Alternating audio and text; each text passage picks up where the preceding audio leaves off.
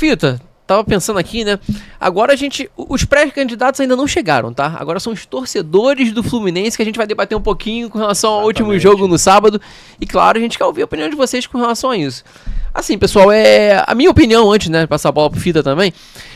O jogo foi aquele jogo sonolento, né? Um jogo que, acho que no primeiro tempo, nenhum dos dois goleiros trabalharam, então um jogo meio que sem objetividade, né? A bola rodando ali no meio de campo, sem objetividade nenhuma, sem chute pro gol.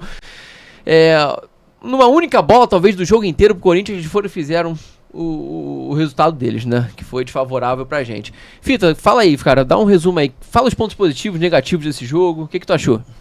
O que eu achei é que o Renato continua se dando uma de maluco, cara. Renato, de vez em quando, inventa mais escalações, eu sempre falei isso. O Renato, ele escala mal, mexe mal no time. E ficou provado mais uma vez. Foi um jogo onde o Fluminense poderia conquistar os 3 pontos. Ah, mas Fita, tinha que poupar, irmão. Não tem essa de poupar, cara. A competição ela é importantíssima. A gente tem que focar no brasileiro também, porque a gente só está a 6 pontos de beirar a zona de rebaixamento. Isso são fatos. É só você olhar a tabela e não precisava, né, poupar os 10 jogadores. Você poderia ter poupado 5, começava com 5 titulares e os outros 5 ficavam no banco de reserva para você ter opção caso não conseguisse atingir o objetivo inicial. O time do Corinthians é horroroso. O Fluminense conseguiu perder para um time horroroso, sabe? Quando eu vi a escalação, cara, eu falei assim, meu irmão, o que eu vou fazer no Maracanã, 9 horas da noite de um sábado, com uma escalação dessa?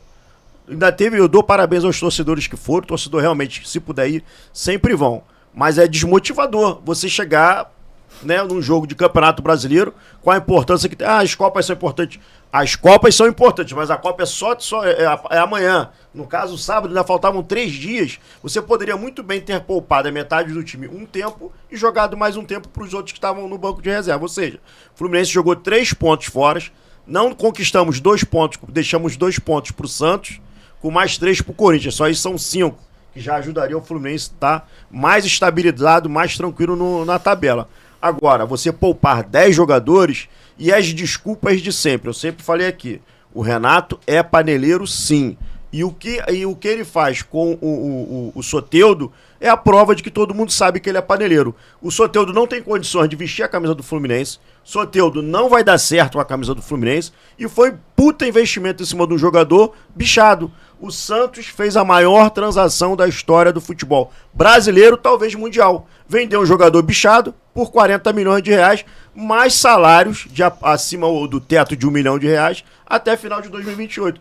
É inadmissível o Fluminense viver essas margens de erros amadores no século XX, no ano de 25, um ano que a gente já podia ter se preparado não renovando com o Mano Menezes, talvez até o Renato teria um time mais encorpado. Agora, você poupar 10 jogadores, eu acho desnecessário. E a prova foi essa. Um jogo ruim, um jogo fraco, o Corinthians horroroso, com um gol cagado, né? Foi, geralmente o Abel nos ajuda, né? O Alá, gol cagado, mas foi pro Corinthians. Então, assim, não tem muito o que comentar, porque só lamentar, porque mais uma vez o Renato tomou as decisões erradas e manteve a panela dele. Por que Soteldo e não JK? Por que Lavega? Por que Lavega e Lescano nunca jogam? São essas perguntas que a gente precisa saber do Renato. Não adianta ele falar, ah, mas eles não estão bem. Pô, o Santi Moreno tá bem? O Soteldo tá bem? O Lima tá bem? Aí, se quiser, eu continuo falando aqui. Não é possível. Então, assim, eu fiquei muito chateado com essa derrota, porque eram 3 pontos considerados fáceis da gente ganhar. Era só ter botado pelo menos a metade do time titular em campo, especialmente os atacantes, né, com relação ao Serna, com relação a ter começado com a Costa. A partida que o Acosta fez contra o Bahia era para dar titularidade para ele, sim. Chegar a começar jogando contra o Corinthians. Pelo menos essa é a minha visão. E não inventar o que o Renato inventou. Aí as desculpas vão cair sempre na mesma coisa. Meu time tá cansado, a gente joga um jogo a cada 3 dias, etc, etc. Até quando? Tá tudo muito bonito nas Copas, mas no Campeonato Brasileiro é preocupante. Lembro que ano passado a gente brigou para não cair. É isso aí, Fita, é isso aí. Você tocou num ponto logo no início que é importantíssimo, né? A gente, claro, até acho que realmente a prioridade talvez sejam as Copas, sim. Mas a gente não pode deixar de lado o brasileiro, porque Deus me livre e guarde, a gente não consegue as Copas, como que a gente faz pra Libertadores, exatamente, né? Então a gente tem que sempre estar com isso no radar, né? Agora, Ademar, você acha que a gente pode tirar alguma coisa de positivo do jogo de sábado? Assim, não sei, a atuação de algum jogador. O que você acha? O que você achou? Eu acho assim, eu acho que o que já foi falado, né? Observe que mesmo ele poupando 10 jogadores, alguns jogadores ainda não tiveram oportunidade, né? O caso do Lavega e do Lescano, como foi falado. Então, assim, eu fui ao jogo, realmente é desolador, né? Você ia e perder para o time do Corinthians, que também era um misto, né? Não era um time titular, e o time do Fluminense era todo reserva, né?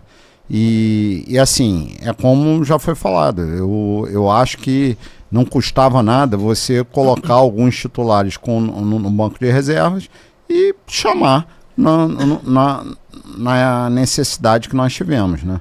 E não precisava muito para vencer o Corinthians, né? Tanto é que mesmo botando todos os reservas, nós jogamos melhor do que o Corinthians, porque o Corinthians é bizonho. Então, agora eu sou muito cético com essa questão de poupar jogadores, sabe? Eu acho que quando existe a orientação médica e fisiológica, enfim, é uma coisa. Agora, você ficar nesse choro tremendo do Renato aí, são profissionais altamente pagos. E não são, obviamente, que tem que se tratar como um ser humano, né? como um atleta, mas são atletas de alta performance, né? Que recebem muito bem exatamente por terem essas características. Então não tem cabimento nenhum esse negócio de ficar toda hora poupando o jogador, né? Inclusive porque o fato de poupar não garante vitória nenhuma. Não. Poupou aqui, aí vai jogar lá como se fosse a vitória garantida. Isso não existe no futebol, né? Não, com certeza não. Então é por aí. Adi, o que você achou? A tua visão aí do jogo? Então, acho que o Fita, o Ademar já cobriram alguns aspectos, né? Eu era um dos 21 mil e pouco, lá, sábado à noite, né? Frio no Maracanã. Não chegou a dormir não, né? No meio do jogo. Então... Mas foi frustrante, e eu vou tocar um outro ponto. Eu acho que esse tipo de jogo, o Corinthians fez isso. É o tipo de jogo que a gente tem oportunidade para testar a garotada, né? Trazer a garotada de Xerém para avaliar. O Corinthians começou o jogo com cheio de garota no time. A gente botou só o Fidelis. Quer dizer, por que não aproveitar um momento como esse, já que a gente está poupando, né? Vamos testar, dar a chance para esse garoto. A gente bota o Riquelme já na segunda metade do segundo tempo, né? Então, assim, eu acho que foi mais uma oportunidade que a gente perdeu para explorar, né? Ver como é que esses garotos se desenvolvem num jogo maior, né?